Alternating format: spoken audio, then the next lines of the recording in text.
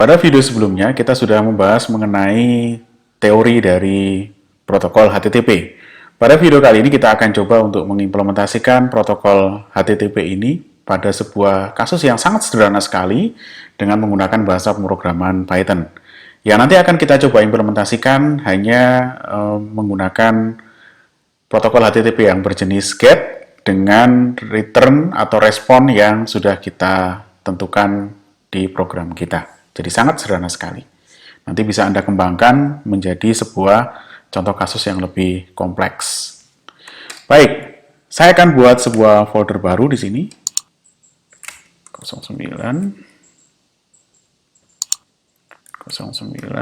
HTTP.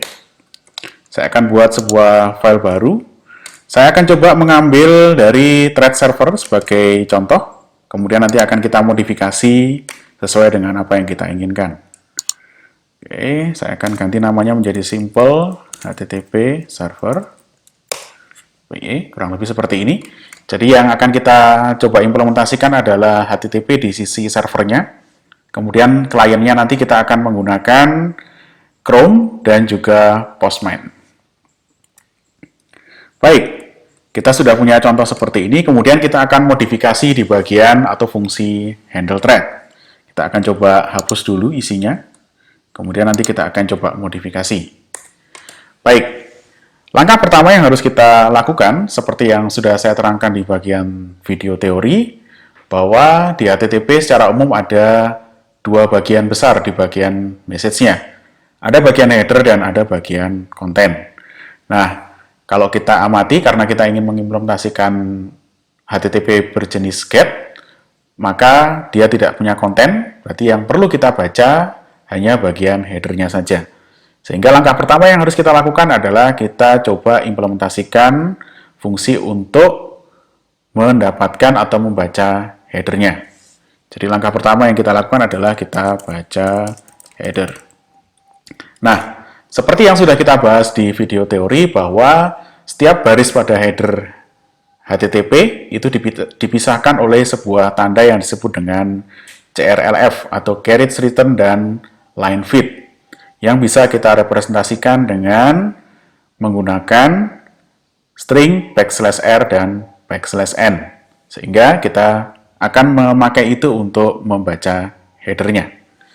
Oke, langkah pertama yang harus kita lakukan adalah kita definisikan sebuah variabel untuk menampung. Saya beri nama variabel headers. Kemudian karena kita ingin membaca seluruh bagian dari headernya, kita perlu sebuah perulangan. Agar lebih mudah, kita berikan perulangan seperti ini. While true. Oke. Kemudian kita baca setiap 4 byte sekali. Kenapa kita pakai 4 byte? Karena kalau kita lihat di bagian penutup dari header protokol HTTP, di situ ada single line feed dan single carriage return, \r, \n. Sebelum single \r, \n ini, pada line header yang terakhir juga ada \r, \n. Sehingga kita akan menggunakan 4 byte \r, \n untuk menandai bahwa headernya sudah berakhir. Oke, kita baca count.receive, kita baca 4 byte, kemudian kita decode, temp sama dengan temp.decode. Karena headernya pasti ASCII, maka kita akan decode dia sebagai ASCII. Saya berikan komennya di sini, baca header, atau baca atau receive data setiap 4 byte. Oke, kemudian kita tambahkan atau kita concatenate headers sama dengan headers plus temp. Oke, kemudian kita akan coba cek di sini. If jika bagian headernya sudah mengandung karakter \r, \n, \r, \n, jadi CRLF 2 kali, maka kita bisa menganggap bahwa headernya sudah berakhir. Kenapa tidak hanya \r, \n saja? Karena Kalau kita membatasi hanya \r, \n saja, kita nanti hanya akan mendapatkan satu baris header-nya. Anda perlu ingat bahwa pada protokol HTTP, satu baris header dipisahkan dengan tanda \r, \n. Sedangkan yang kita ingin dapatkan adalah keseluruhan header-nya. Maka yang kita cek di sini tidak hanya satu \r, \n, tapi dua \r, \n. Seperti ini. Jadi dua CRLF. Oke, kita cek apakah sudah ada di bagian headers. Jika iya, maka yang kita lakukan adalah kita bersihkan header-nya dari \r, \n. Headers.replace, kita replace \r, \n dengan string kosong. Headers seperti ini. Kemudian kita break. Artinya kita keluar dari perulangan, kemudian kita cetak. Kita akan mencoba sebagai debugging, kita akan coba cetak headers yang diterima.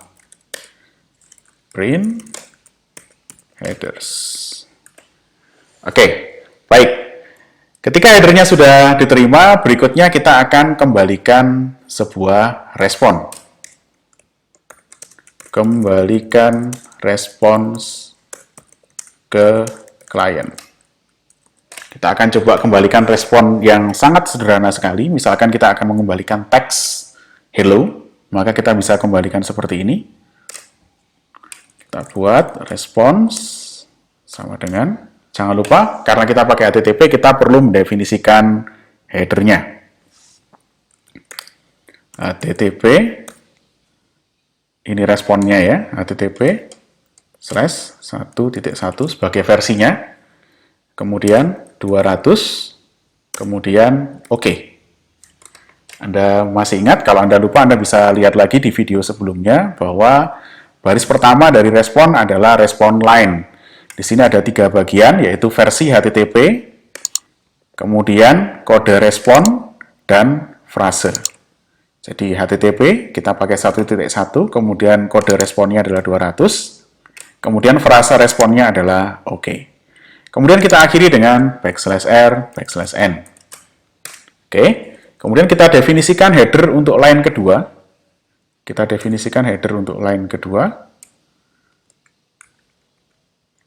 definisikan misalkan, ada banyak sekali header yang bisa kita pakai. Misalkan di sini kita definisikan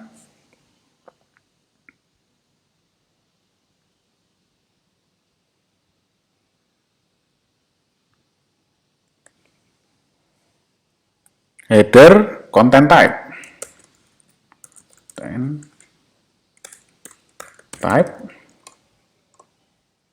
Content type-nya kita berikan sebagai teks HTML. Oke, jangan lupa ditutup dengan \r, \n. Plus, kemudian kita definisikan length-nya atau panjang kontennya.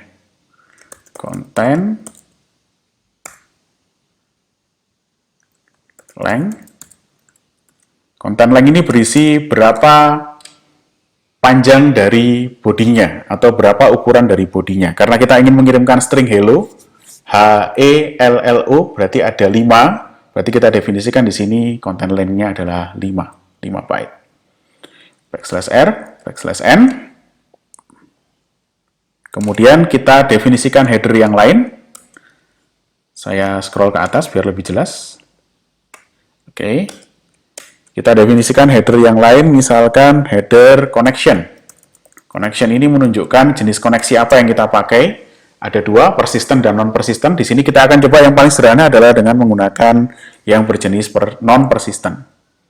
Close. Kemudian \r, \n. Kemudian kita akhiri dengan single \r, \n. Sebelum kita tambahkan bodinya. Hello. Seperti ini. Kemudian kita akan tutup rangkaian string ini dengan kurung buka dan kurung tutup. Karena kita bikin kodenya multiple line seperti ini, maka kita perlu tutup dengan kurung buka sama kurung tutup. Oke, kemudian kita kirimkan responsnya. Con.send response.encode, kita encode menjadi ASCII. Oke, setelah itu selesai. Maka kita sudah membuat HTTP server yang sangat simpel sekali. Kemudian kita akan coba untuk mengaksesnya dari browser.